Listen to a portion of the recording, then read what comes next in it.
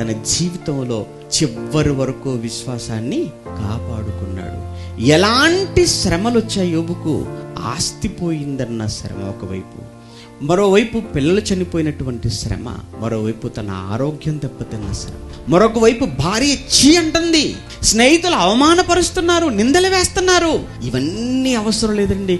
మనకు వీటిలో ఏదో ఒక్కటైతే చాలండి, మనం ఉండవండి భూమి మీద చచ్చిపోతాం. అలా చచ్చిపోయే వాళ్ళు లేరా?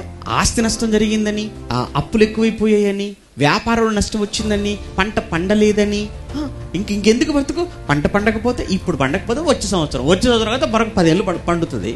అంత మాత్రం చేత చావాలా? అయినా నువ్వు వేసిన పంట నీ జీవితం కంటే గొప్పదా పంట? ఒకసారి నువ్వు ఆలోచించు. నీకోసం నీ భార్య, నీకోసం నీ పిల్లలు, నీకోసం నీ తల్లి, నీ తండ్రి, నీ తోడబడి ఇంతమంది ఉన్నారయ్యా. ఎటు వీళ్ళందరినీ కాదనుకొని ఆఫ్టర్ ఆల్ నువ్వు వేసిన 1 సంవత్సరం 2 సంవత్సరాల పంట నీ చేతికి రాకపోయేసరికి చావాలని నువ్వు అనుకుంటున్నావు. అంటే నీకు ఏమర్థమైంది విలువలు, బంధాలు? మీ జీవితం విలువ ఏ పాటిది అనుకుంటున్నారు? కోట్లు పెట్టిన చచ్చిపోయిన మనిషి బతికించగలరేమో చూడండి. కోట్లు పెట్టి బతికించండి. అలా అనుకుంటే ఎందరో చక్రవర్తులు, ఎందరో కోటీశ్వర్లు చచ్చిపోయారే, ఆ తర్వాత ఎవరు బ్రతకలేదే. కోట్లతో ప్రాణాన్ని రక్షించగలరు అనుకుంటున్నారా? లేదు. కోట్ల రూపాయల కంటే కూడా నీ ప్రాణం చాలా విలువైంది. అది నీకు అర్థమైతే పొరపాటున కూడా చావాలన్న ఆలోచన రానివ్వ మనసులోనికి.